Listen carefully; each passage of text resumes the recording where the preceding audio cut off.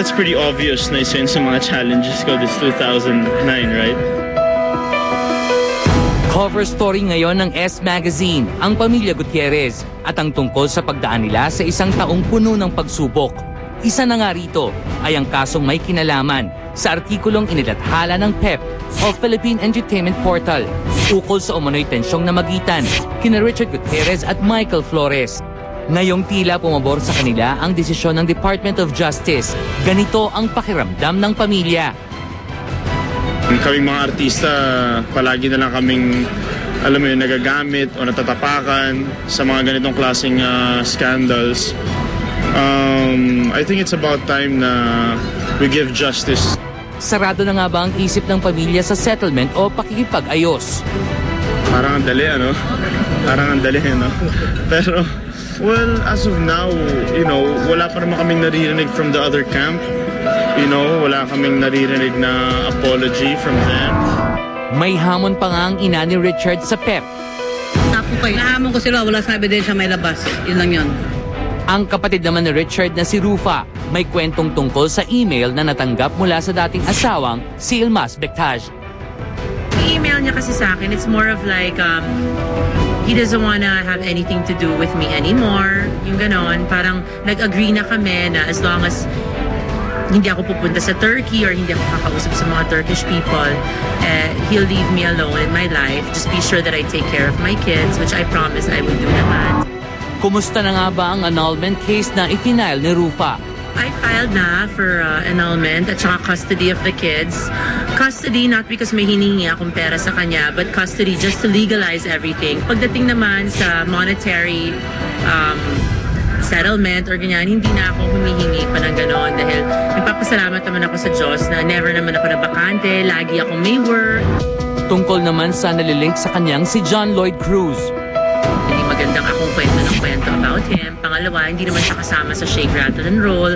Ayoko naman masabihan tayong ginagamit natin siya. But to answer your question briefly, kung ano man ang friendship namin noon, hanggang ngayon, nandyan pa rin naman yun. Hindi nagbabago.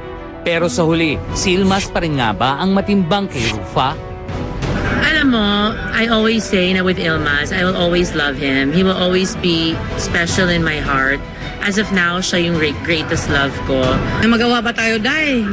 Palagi umiyak sa gabi. Akala ko na in love naman sa ibang lalaki. Pala si Ilmas rin pala. Walang katapusang Ilmas na yan. Going back to Richard, ngayong may update na sa kaso sa pagitan nila ng PEP. Ang pending na lang ay ang development ng kaso sa pagitan ni Richard at ng yumaong PA na si Nomar Pardo. Yan ang hindi ko alam kasi tapos na ang part namin. Okay? Nag-offer na kami ng tulong sa kanila. Hindi tinanggap, wala akong magawa. I think that's pretty obvious na isa yun sa mga challenges ko this 2009, right? But as of now, ganun pa rin. Wala pa rin pagbabago. May message po ba kayo sa mga taga-PEP nakasama sa kaso? Merry Christmas and Happy New Year. Up now. Siyempre, para naman napaka-plastic ko kung sasabihin kong wala na. Siyempre, nandun pa rin yun. Meron mang mga pangit na nangyari dahil di naman maiiwasan sa isang relasyon na maraming tampuhan. Pero andun yung mas maraming magandang nangyari na pwede mong panghawakan. 1 taon at kalahati rin daw tumagal ang relasyon ni Jenica Garcia at Mart Escudero. Itinanggi ng dalawa ang balitang nagkabalikan sila at naghiwalay muli. Pag-amin nga ni Mart, miss niya na ang dating nobya. Siyempre, malambing siya, mabait, maasikaso. Parang, siyempre, sa mga araw na, siyempre, ako lang mag-isa, parang yun yung hinahanap-hanap ko. Madalas na third party ang itinuturong dahilan sa mga ganitong hiwalayan.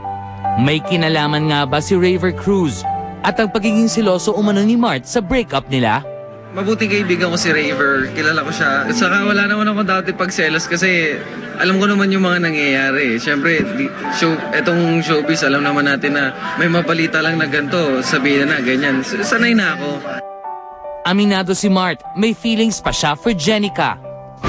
Siyempre, para naman napaka-plastic ko kung sasabihin kong wala na. Siyempre, nandun pa rin yun, pero siguro hanggang doon na lang yun. At tila hindi pa nito nauunawaan ang ibig sabihin ng move on. Hindi ko alam kung anong ibig sabihin yun eh. Siguro, ewan ko half-half siguro. Pero ginagawa ko nilang busy yung sarili ko sa maraming bagay. Siguro yung mga dati ko nang advice sa kanya na, ayun lang, lagi siyang magpapakabait, huwag magpapabaya sa sarili. Hindi na tulad nung dati na sa tabi niya ako lagi na mali ang ginagawa mo, ganyan. Parang ngayon, wala nang Mart na magsasabi sa kanya kung ano yung tama, kung ano yung mali. Parang your own. Parang ikaw nang bahala sa sarili mo na makatuklas kung ano yung iba pang tama sa ibang mali. Saka sana naman, wag siyang malilihis sa tamang landas. Saka lagi naman ako nagdadasal na bantayan siya ng Diyos, na siya na munang bahala. Kasi nga, wala ako.